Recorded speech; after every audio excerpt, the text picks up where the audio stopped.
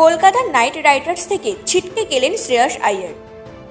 এই আইপিএলেও তাহলে কি অনিশ্চিত শ্রেয়স? কিন্তু কেন?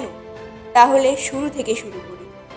আর মাত্র কয়েকদিন হাতে গোনা বাকি। সমস্ত টিম মাঠে নেমে পড়েন শেষ মুহূর্তের প্রস্তুতিতে। আর তার মধ্যে কলকাতার নাইট রাইডার্সের মধ্যে নেমে এলো কালো মেঘ। গতবারও চোটের কারণে কলকাতা থেকে বাইরে ছিলেন শ্রেয়স আইয়ার। আর এবারও কি তাহলে মাঠের বাইরে থাকবেন কলকাতার অধিনায়ক? রঞ্জি ফাইনাল খেলতে গিয়ে আবার চোট পোষ লাগলো পিঠে। 2024 আইপিএল শুরুর বেশ কয়েকটি ম্যাচে কলকাতা পাবে না শ্রেয়সকে। মুম্বাইয়ের হয়ে রঞ্জি খেলতে নেমে দ্বিতীয় ইনিংসে 95 রান করে শ্রেয়স। ব্যাস, এই ইনিংস খেলতে গিয়ে পিঠের পুরনো চোট আবারও কাবু করল শ্রেয়সকে। আর মাত্র কদিন পরেই প্রথম ম্যাচ কেকেআরের।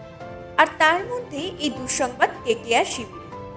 তবে একটা কথা নিশ্চিত যে প্রথম দিকে কলকাতা তাকে না পেলেও শেষের দিকে কেকেআরে ফিরবেন শ্রেয়স, তার বলার অপেক্ষা রাখে। গত মরশুমে ভালো ক্রিকেট খেলেও হারতে হয় কেকেআরকে। এবার সবকিছু পিছনে ফেলে চ্যাম্পিয়ন হওয়ার লক্ষ্যে ছুটবে কেকেআর।